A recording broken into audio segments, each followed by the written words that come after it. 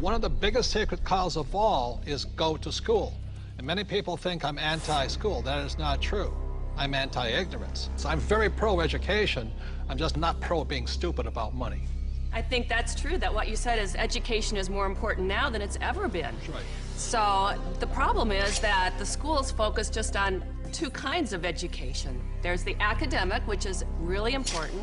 Reading, writing, arithmetic, you need to have it, that's basic. And the second type of education they give is the professional kind of education. So if you want to be a lawyer or an accountant or a teacher, then you need to go to school and get those certifications. But the one kind of education that's lacking severely in the school system as it stands is financial education. Time out. An important part of financial education is having a financial statement, which is an income statement and a balance sheet. Now, when you go to your banker always asks you for your financial statement, not your report card, because your financial statement is your report card once you leave school.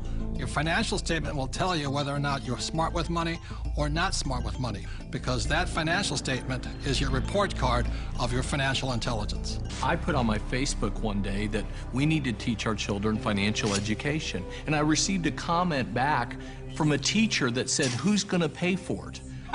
We're all going to pay for it if we don't start educating our children in school. This is a very hot subject, but our schools are training people to be employees, to work for the rich. The second thing I don't like about school is how dare they label a kid as smart or stupid at an early age. The reason I'm sensitive to that is because I was labeled stupid right off the start. And it wasn't that I was stupid. I was bored, and I was not interested, and there was none of the subjects I wanted, and nobody could tell me how I was going to use calculus. I kept asking my teacher, how am I going to use calculus? And they couldn't tell me. Are they training to be an employee, or are they training to be street smarts? See, my poor dad was school smart, my rich dad was street smarts, and I'd rather be street smart today. Well, there's a total lack of practical education is really what you're talking about. And I found that. I'm an accountant, and I have a master's degree. And you're an A student, right? And I'm an A student. We'll forgive you. So, thank you. But when I went to school, the only financial education I got was specific to my profession. Okay, there was no general financial education. I could have gone all through, gotten a master's degree, got a PhD in my field without any specific financial education about how to handle myself once I got out of school. Right, and people say to me, well, I learned economics in school. Is economics financial education? Not really.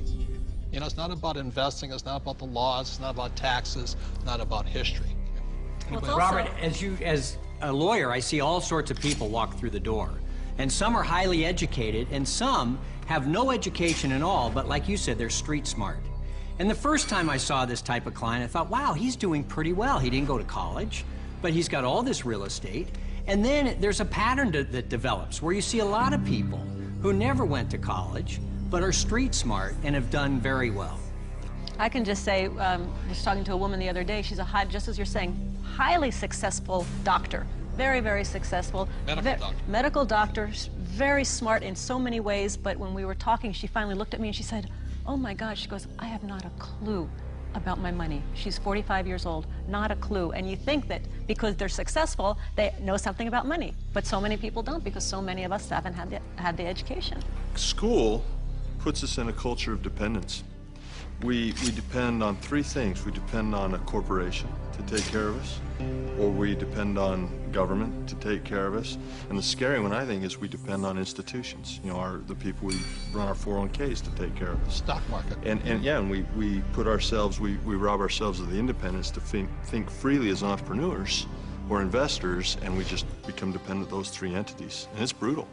And Mr. Maloney, you never finished school, did you? No. I failed school, but more than that, school failed me.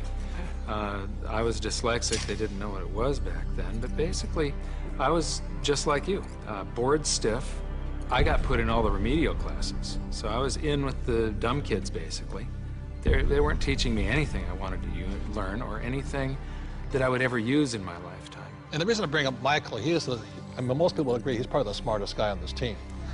And the problem was, again, was Anita says, there's three kinds of education. There's academic, reading, writing, arithmetic. There's professional, become a doctor, a lawyer, in my case, a pilot.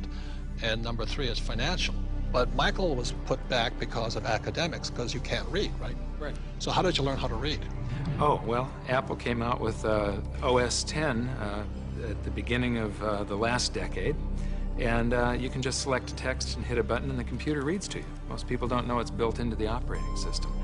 But more, I developed a passion for global finance and economics, and monetary history especially.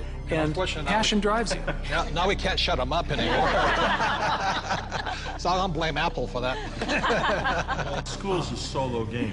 I didn't do well in school. I did very well in sports. And in sports, you learn to compete. You learn to deal with pressure, teams, goals. And school is more so individually. I'm competing against everybody, and teamwork is cheating in school.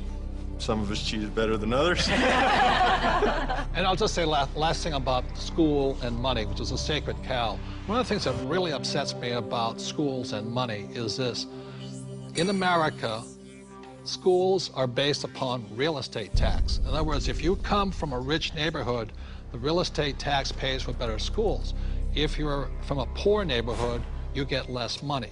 So anytime somebody tells me schooling is about being fair, that is, when I look at the numbers side of it, is if you're poor, you're getting the worst possible education.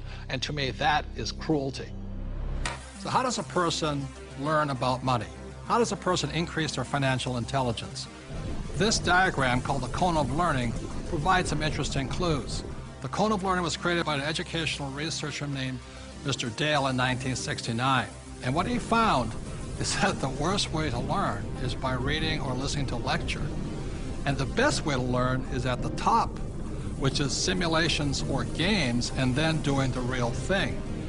The interesting thing is my poor dad, who was good at school, thought that reading and lecture was the best way to learn. My rich dad taught me to be a rich man at the top of the cone. He taught me using the game Monopoly. You know, 4 greenhouses, 1 red hotel. 4 greenhouses, 1 red hotel. And then we went out and did the real thing. So one of the ways, if you want to learn without much risk, is by simulations, play games. The reason my wife and I created the cash flow game was so that you could play and learn physically, mentally, emotionally, but make a lot of mistakes with play money. So how many people in this room have made financial mistakes? You know, the only thing we were ever taught was maybe how to balance a checkbook, how to have a savings account, those basics. Financial education is like learning another language. You know, when you learn real estate, it's a different language than stocks. It's a different than entrepreneurship or commodities or oil or gold. I say this all the time in Mexico. If you learn English, you can do business with the whole world. When you learn to speak the language of money, it opens up a whole new world.